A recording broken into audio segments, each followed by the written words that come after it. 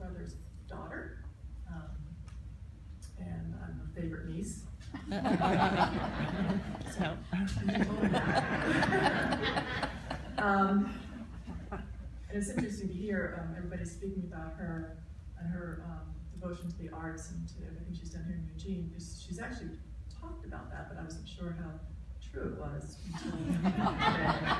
I thought she was very important to you, but she was also very important to our family, and I represent the Lash side of the family. Our side of the family grew up on the East Coast, and that's where we're from. And despite all the different distances we had, it was amazing how we all got together so often, and how everything was shortened by, some visits, letters, phone calls, and all of them. She was very good about sending us books and just keeping up with everything going on in our family. I do remember our first visit to the Fishers out in Vancouver. It was about 1965, we put on our little white gloves. It was our first airplane ride. We got on the plane, we went out there, and we had this wonderful aunt that I didn't remember before that. She took us cherry picking in the orchard and made cherry pies, and it was just great fun. Played with you guys. I think we went to see some movies, whatever. That was a big time, and Ellen and I were just talking about that. It was very special. We were lucky that Laurel and Don, they came out to visit us a lot. I think they liked Florida and New York City, so that probably helped a little bit, but it was great that our children got to know her, and Don. They always look forward to their visits, they really did. It reminded me of when grandmother used to come and visit us, and how the kids would clamor to see her, same way that when Laurel came, everybody wanted to see her too. So that was kind of neat. We would have nice debates, conversations, some of them a little more heated than others. Some of the topics we covered were things like materialism, redistribution of wealth. And it didn't really sit well with my husband, Matt.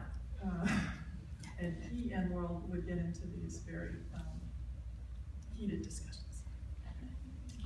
One of them, one time she came by our house, and he was very proud of his reef tank. He had this really big reef tank in the study. And she walked by and she goes, wow, she goes, that's really, really beautiful, just beautiful, but it belongs in the ocean. And walked away. Totally shattered. Another time, I think Bill Ranke was around, and I don't know what we were doing. We were sitting outside. This is our other cousin, and Matt was showing off this very nice watch he just got. He's very proud of it, and showing it to Bill. Bill, with a twinkle in his eye, said, "Let's show Aunt Laurel." And he did, and then Matt was labeled a conspicuous consumer. I like that. So this is the kind of thing that kind of went on, and it actually grew, and my husband and Laurel, they kind of got on each other's nerves quite a bit, and something kind of had to give. And so that's when I got the divorce from him last year. He's gone.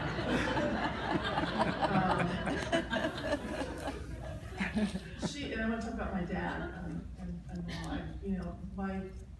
My dad died in 2008. My mom just died about a year ago. I have possession of all their things right now. I've been sorting through a lot of pictures. It's been really neat coming across a lot of good stuff. Pictures of them when they were little. And you saw one of them, the two of them, sitting on a block there in my bed, looking at a book or something like that.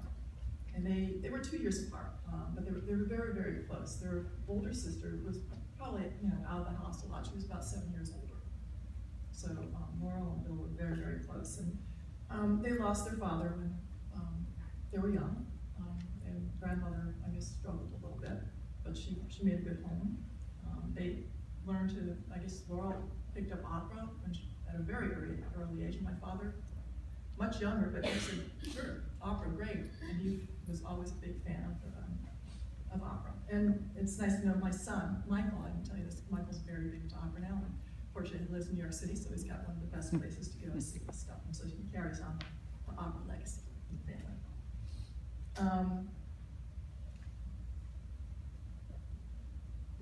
My father suffered from dementia, and I think it was pretty tough for Aunt Laurel to watch. And it was tough for everybody, obviously. And he fought a long, very slow battle. It started early in him. And then when her own struggles began, it was interesting because she had called me from the doctor's office, and when she had been told that maybe she had some issues with her mind, and she just couldn't believe it. And what did I think? You know, being a physician, what did I think was happening? What should I do? And, you know, and it had to bother her a lot, obviously. But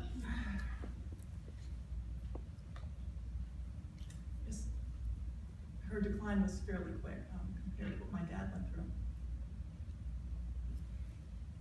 But she was so helpful to me the last few years of phone calls, and I felt she was sharp.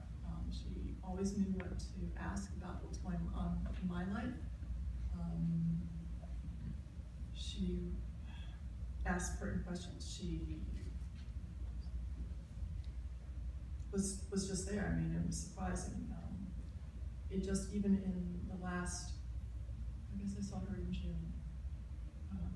She was pretty sick then, and she still knew what was going on with me. And at that point, I was seeing somebody else, a new person. I wanted her to meet him because she was always interested in what was going on. And I pulled up FaceTime and I brought Joe on. And Joe said, "Oh, hey, Aunt Laurel, how you doing?" And she goes, "Oh," and Joe's a pretty big boy. And she goes, "Wow, you look big. How much do you weigh?" And I was like, and he goes, "Ah." You know, and she just still had it. She still had her little punch. So anyway, but she was still there. You know, it was just good. So anyway, just to summarize, Aunt Laurel, she was funny. She was intelligent. She was very loving. She was a great matriarch of the family. Infuriating at times, energetic, very sassy. I like sassy. And to summarize, I guess in her terms, she would use a word fairly often. I've never heard anybody else use it, but I think I would say that she was a gem. And thank goodness we all have her.